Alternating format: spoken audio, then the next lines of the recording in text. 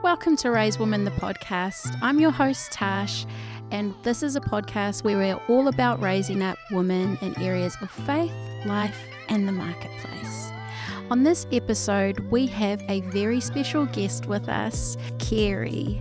Kerry, welcome to Raise Women, the podcast. Thank you, Tash. And in this particular episode, we are going to be speaking about purpose and passion, while also hearing about the testimonies and stories of women and some of the journeys that they have been walking through. Thank you once again, Kerry. Thank you for inviting me, Tash. Just to get started, Kerry, would you like just to introduce yourself and then also just tell us a little bit about yourself? Yeah, sure. My name is Kerry Christie and I am a kinesiologist here in Perth. I have experienced domestic abuse, and through that I have found my path and my purpose in life, which is for me teaching people how to love themselves. And how long have you been in Perth, Kerry? Since 2014. So we moved here with our family, my 3 children, from the UK. Tell me, what gives you purpose or gets you out of bed in the morning? Do you know, I've always been motivated and driven, even as a youngster, as a teenager. At the moment, what keeps me going is knowing that I'm here on a soul journey and that I'm here to learn, to grow, and to remember who I am and where I came from. You know, that's what gets me up in the morning, is what can I do today to grow? And what can I learn from the things that I'm going through at the moment? And I know we will get into your story, but was there a defining moment when you realised that that was what it was you wanted to do?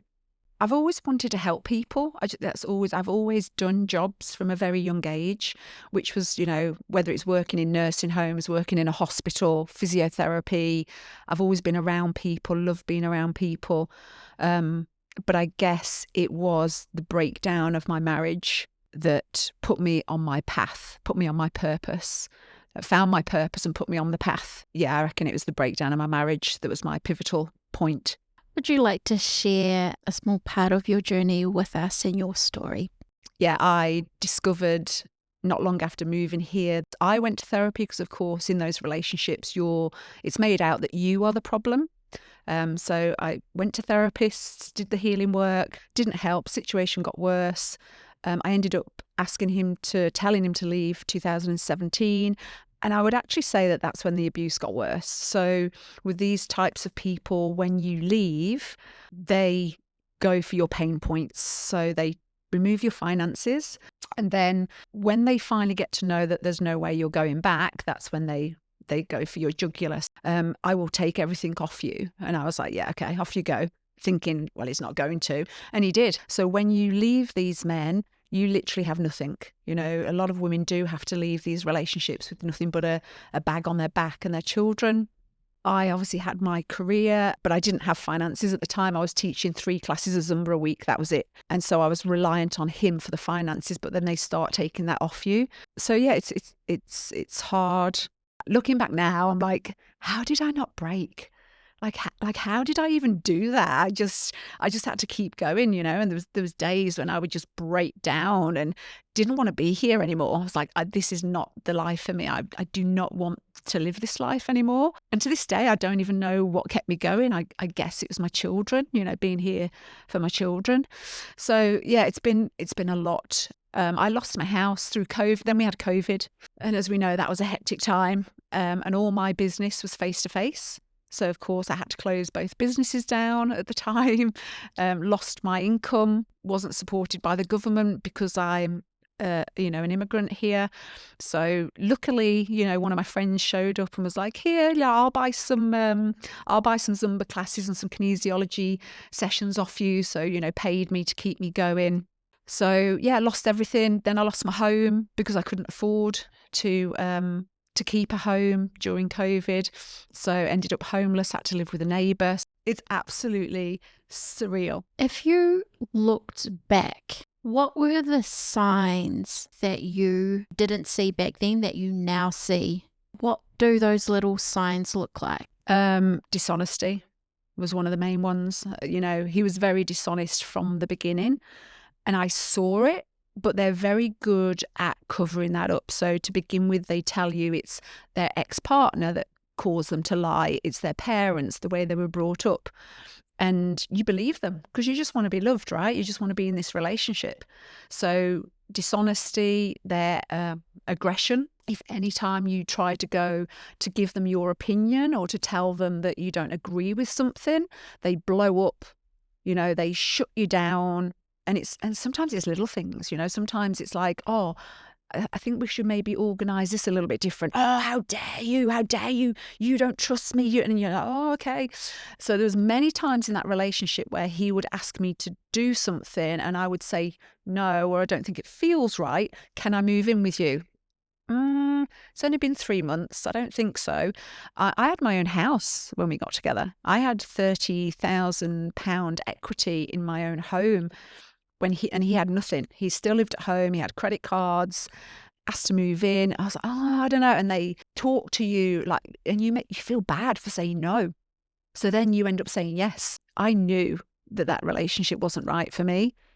And I didn't listen to my intuition. I ignored all the red flags. Why do you think that you stayed post those signals? Because I was desperate to be loved. Simple as that. I just, I desperately wanted a relationship and I desperately wanted to be in love and, to find my Prince Charming. But then it becomes the children. So 1 minute it's you stay because, you're desperate to be loved and you don't want to be alone. And then you have children and you stay for the children. Because I did not want my children to come from a broken home. I'd come from a broken home, and so I was like, I don't want my children to come from a broken home. So I stayed. What was a key challenge or valley moment for you that you consider shaped who you are today? I think it was that realization of the lack of self-love. I think through all the therapy that I did and all the kinesiology, and what I realized was that in all those years, I'd always been waiting for somebody to love me and I just needed to love myself. And that was like another pivotal point for me was, how about you just stop now and you stop seeking a man and you just go and learn to give yourself that love instead of waiting for someone else to do it. I know that you've alluded to your friends who have helped you and supported you. Are there any other key things that have really helped you to keep going during that time? Up until where you are now? Yeah, definitely even my Zumba classes. So I've taught Zumba for many, many years. So I started that in the UK and it was just that hour of not thinking. So I would still turn up to my class even when my life was falling apart and, it was the worst, most painful time, just going into that Zumba class and switching off and seeing all those women in front of me and the support that they gave me. I mean, looking back now, some of them classes must have been terrible. I did not want to go and smile and motivate people and dance, but I had to. I had a responsibility. That was my business. So that definitely helped just to switch off for an hour. The friends have definitely helped me over this time. I definitely wouldn't be here without mostly women, the women that have supported me over these years. I've got friends in other countries, so sometimes of a night time it would be the hardest. During the day you can go and do what you want to do and distract yourself, go for coffees, work, whatever. Of a night time when everybody's at home and you're there on your own and all the thoughts are circulating and the emails are coming in and you're having to read text messages and deal with court stuff. It's hard. So I would luckily have people that I could contact in other countries that I could talk through those moments with, like, this is hard, I'm struggling. Talk it through. You come off that call and you're like, okay, I can carry on now. So yeah, it's definitely been for me community and exercise. Exercise for me has been one of the biggest things in my life. Definitely helped my mental health, moving that body, getting out of your head and grounding yourself and having something to look forward to each week definitely has been a bit of a saviour for me. What have you learned about yourself through this journey? That I'm resilient. I'm strong, stronger than I ever thought I was. And I have learnt to love myself. I look back now and I can see that I didn't, and just how important it really is to love yourself, so that you put those boundaries in place. You don't accept certain behaviours in your life, the toxic behaviours, the people that put you down, manipulate you. So, but I've learned I'm definitely a lot more stronger and more resilient than I ever thought I was. If you could say one thing to the woman listening to this right now who feels stuck, unseen, or unsure, and she maybe can relate to your story, then what is it that you would say to her? Go and learn to love yourself. It's the biggest and the best journey you'll ever do. Stop chasing validation. Stop reaching outside of yourself. Don't reach outside for the alcohol, the food, the men. Go and really do the journey and learn to love who you are, and just learn who you are as a person. What's your character structure? What's your attachment style? What do you want for you for the rest of your life? Go and learn all of that before reaching outside of yourself. And don't put up with that behaviour from anybody. You don't need to put up with that behaviour. Yes, it can be hard once you leave, but there is light at the end of the tunnel, and you can end up in a great place that's peaceful, happy, joyful. It takes time, it takes effort, but you can get there. What does walking boldly in your shoes look like for you now? Just to keep doing the journey that I am doing, and I still keep looking at myself and analysing myself. I never just take anything for granted. I don't always point the finger at other people. I always try to look at my own behaviour. What does this mean if this is happening to me? I love that saying from Wayne Dyer: change the way you look at things, and the things you look at change. So instead of saying, why me? Why did this happen to me? Why can't I have the beautiful home, the husband, the children?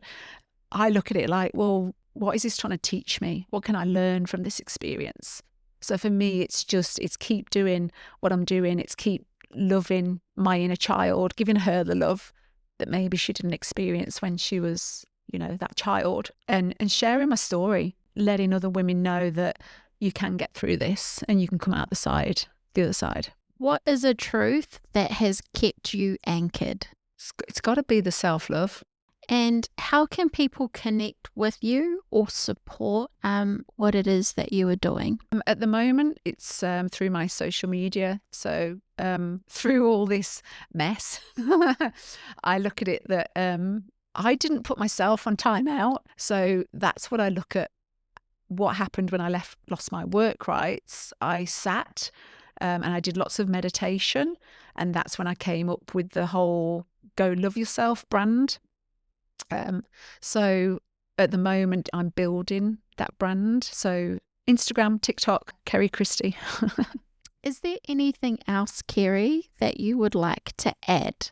Just, as women, just believe in yourself and just know that we are strong as women. And yeah, I love the fact that us women are now going out supporting each other, trying not to pull other women down and, criticize other women and judge them. We're all on our own journey. So let's support each other on this journey and cheer for each other and love each other. I would just like to thank you so much, Kerry, for being a part of Raise Women, the podcast, and for sharing your story, which I know takes a huge amount of courage and boldness, as well as a tiny bit of reliving as well.